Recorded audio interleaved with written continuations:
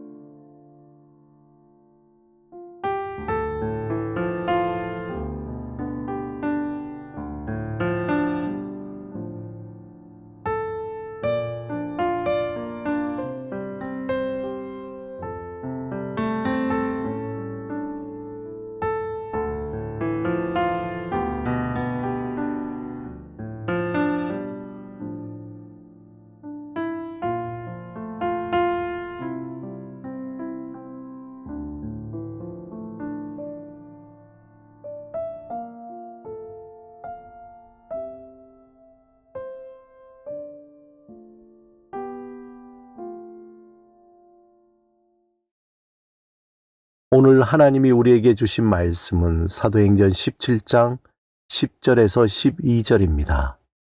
함께 말씀을 읽고 우리에게 들려주시는 하나님의 음성을 듣겠습니다. 밤에 형제들이 곧 바울과 실라를 베레아로 보내니 그들이 이르러 유대인의 회당에 들어가니라. 베레아에 있는 사람들은 데살로니가에 있는 사람들보다 더 너그러워서 간절한 마음으로 말씀을 받고 이것이 그러한가 하여 날마다 성경을 상고하므로 그 중에 믿는 사람이 많고 또 헬라의 귀부인과 남자가 적지 아니하나. 광화문 네거리의 대형 서점은 수많은 신간 서적과 베스트셀러를 찾는 사람들로 붐빕니다. 스마트폰만 켜면 1초 만에 원하는 정보를 얻고 AI가 내 취향에 맞는 지식을 요약해주는 시대입니다. 하지만 역설적으로 우리는 그 어느 때보다 진짜 진리에 목말라 있습니다. 쏟아지는 자극적인 뉴스에는 즉각 반응하지만 내 영혼을 살리는 본질적인 말씀에는 금세 흥미를 잃고 눈길을 돌려버리는 것이 이 도시의 서글픈 풍경입니다. 우리는 수많은 텍스트를 읽고 있지만 정작 생명을 건 간절함으로 진리를 대면해 본 적이 언제였는지 스스로에게 묻게 됩니다. 오늘 본문에서 복음을 대하는 가장 아름다운 태도를 지닌 사람들이 등장합니다. 바울이 데살로니가를 거쳐 밤중에 도착한 곳은 베레아였습니다. 이곳 사람들은 데살로니가 사람들보다 훨씬 더 너그러운 마음을 가지고 있었습니다. 그들은 단순히 복음을 듣는 것에 그치지 않고 두 가지 적극적인 태도를 보였습니다. 첫째는 간절한 마음으로 말씀을 받은 것이고, 둘째는 이것이 그러한가 하여 날마다 성경을 연구한 것입니다. 데살로니가에서 유대인들이 시기심으로 선교를 방해하고 소동을 일으켰던 것과는 대조적으로 베레아 사람들은 지적이고도 영적인 열정으로 말씀을 깊이 깊이 파고들었습니다. 그 결과 헬라의 귀부인과 남자를 포함한 수많은 이가 순전한 믿음의 길로 들어서게 되었습니다. 마냥 명료한 복음을 들고 아시아와 유럽을 누볐던 사도 바울이 오늘 오후 알고리즘이 추천하는 짧은 영상들의 마음을 빼앗긴 우리를 광화문 광장에서 만난다면 어떠했을까요?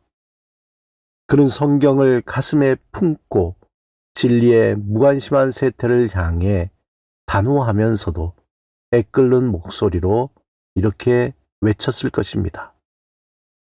왜 당신의 영혼을 가벼운 정보들에 내어주고 있습니까?